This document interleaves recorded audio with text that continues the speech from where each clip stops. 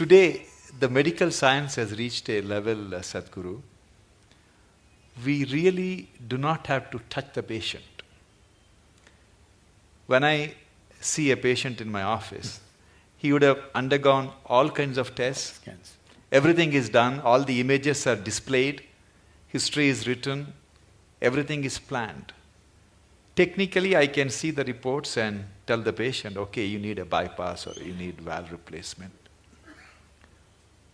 But I always make it a point to take my stethoscope, put it on the chest, listen to the heart, look at the patient's eyes, put my hand around on his shoulders, touch the patient, and then explain to them what is going on and talk to the family. I personally feel that touch has the most healing power than anything else what we have invented. Do you believe in that, Swamiji? See, what is not understood is, yes, one part of us is mechanical, but there are other dimensions. Most of the time, the mechanical part has gone wrong because we have not tended to the other dimensions. So what is lacking in their life is, their life is not touched. Not necessarily a physical touch, it's just a manifestation. Essentially, their life is not touched by anything. When I say touched by anything, it need not necessarily be a relationship. You can be touched by so many things. I don't know how many of you…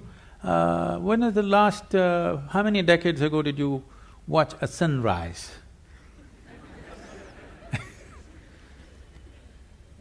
Or a sunset, or a moonrise. I'm saying not touched by anything. When was it the last time you waited for a flower to bloom? No such thing. When is the last time you paid an attention to a butterfly, or a leaf, or a flower, or another human being? You're… of course, you don't like faces, you like the Facebook. I'm saying contact with life, whether it's human, animal, plant life, or just elements around you, just that. How many people even take a moment to even look at the food that they're going to consume with a little bit of involvement, or are they touched by it? No. So at last, either a doctor has to touch it, or in the end, undertaker will touch you. You know, somebody will touch you, things gone bad, somebody has to touch you.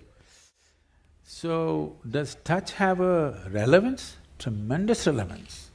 Touch need not always be physical, it can be in so many different ways. If you are not touched by life, you are a dying life, you are not a living life. It may happen to you after some time, but it's happening, you're in progression. Because what you call as life, even in the physical level, it's medical knowledge for everybody now. The number of cells you have is more than the number of stars in the Milky Way, okay? Every day, over 600 million billion cells are dying and new cells are being born. That means every second, 10 million cells are dying and 10 million new cells are born in your body. If you just leave the old guys, if you just take charge of these new 10 million cells every second that's coming up in your body, if you structure them properly, create them properly, if you have some say in how they will happen, if you have some influence as to how these fresh cells are born, your heart should be fixed, your brain should be fixed, everything should be fixed. Because that is the level of opportunity you have to rejuvenate your life second to second. But because you're totally oblivious to life, when I say oblivious to life, I want you to look at this. Right now, you cannot even call yourself as a living being, because most of the time, what is happening with you is just thought and emotion. Thought and emotion is just psychological drama, it has no existential relevance.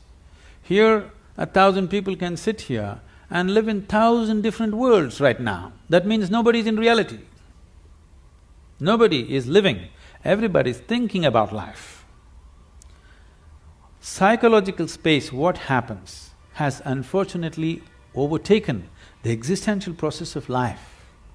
You do not experience life, you're only thinking and reacting to situations around you. Thought and emotion is dominating everything. So right now, today morning, sun came up on time. You don't think much about that. Okay, so what? Now you need to understand, if sun does not come up tomorrow morning, within 18 hours, all life on this planet will largely cease as we know it.